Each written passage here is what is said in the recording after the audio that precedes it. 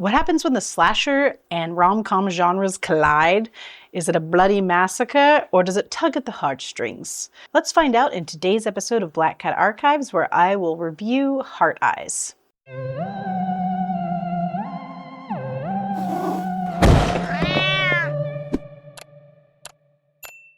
So yesterday I saw Heart Eyes in the theater, and it was just a lot of fun. It really masterfully combines the two genres of rom-com and slasher to create this very self-aware meta kind of tone that we're used to seeing in modern like Scream movies and things of that nature as far as the slasher element goes.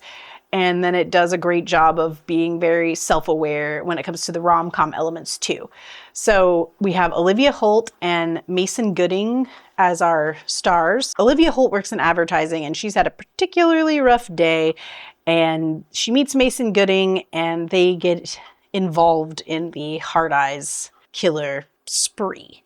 So if you've seen Heart Eyes, definitely leave me a comment below and let me know what your take was on it. It was your classic kind of slasher movie with a great intro scene that really established the tone of the movie successfully. I really didn't expect this movie to be so funny, like laugh out loud funny. It's a lot of times with these kind of movies that are like trying to be like meta or self-aware, I kind of just find it a little cringy, you know? Or it's like too over the top and the two tones just like don't balance well together. But I have to say, this was really well done. This one was directed by Josh Rubin, and it was co-written by some of the same team who wrote things like Happy Death Day, and I think We Have a Ghost and Freaky. So it's definitely got this great grasp of how to combine the two genres, horror and rom-com, very successfully. So at times it's even making direct references to rom-coms. It's certainly using all of the slasher tropes that we know and love. And we even have Devon Sawa in a role in this one, and it's always good to see him. He plays his role very well. And yeah, I just really enjoyed it all around. Olivia Holt was very charming and a great protagonist. And Mason Gooding is just, you know, stunningly gorgeous, perfect rom-com material. And he too is quite charming and enjoyable in this one. And their chemistry together is great. Basically, it's your classic slasher whodunit, you know, and the kills are particularly good.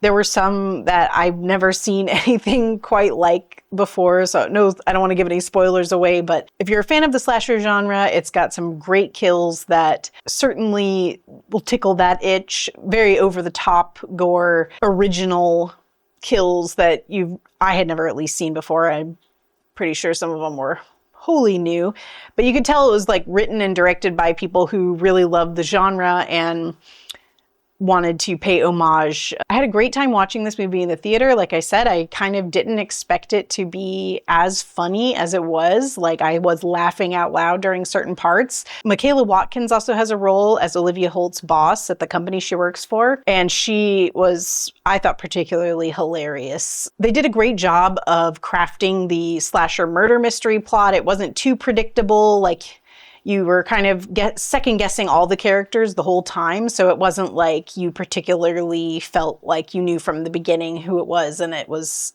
a letdown.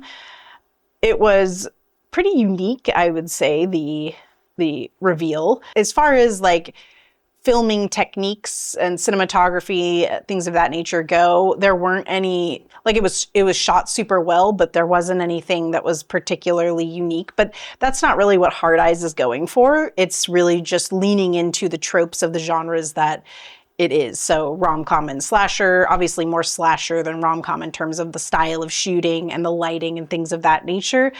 But it looked great. There were just so many like great gags and one-liners in this movie that really didn't get old. I really liked the look of the Heart Eyes killer's mask because I thought it was pretty unique, and it had some fun features that come into play later in the film. Again, I don't want to give any spoilers away, but yeah, they did some creative things with it there. And yeah, I really enjoyed Heart Eyes. I thought it was the perfect blend of slasher and rom-com, and it really, like, last week I saw Companion and it was a great horror comedy. But then Hard Eyes is also just like, they nailed the tone of the horror comedy, only this time it was absolutely like rom-com material, even so much as like referencing the films by name in some of the characters' dialogue, which was pretty funny. Again, it's very like self-referential and self-aware and like meta, but it doesn't do it in an obnoxious way, if that makes sense. Like, you're kind of fully immersed in the tone and the way it's presented from the beginning. As far as scares go, I wouldn't say it was particularly scary, but there were some good jump scares, just like you'd expect from the slasher genre, but it wasn't like a scary, horrifying movie by any means. Now, if you're sensitive to gore or anything like that, I would not recommend it because there are a lot of pretty gnarly kills.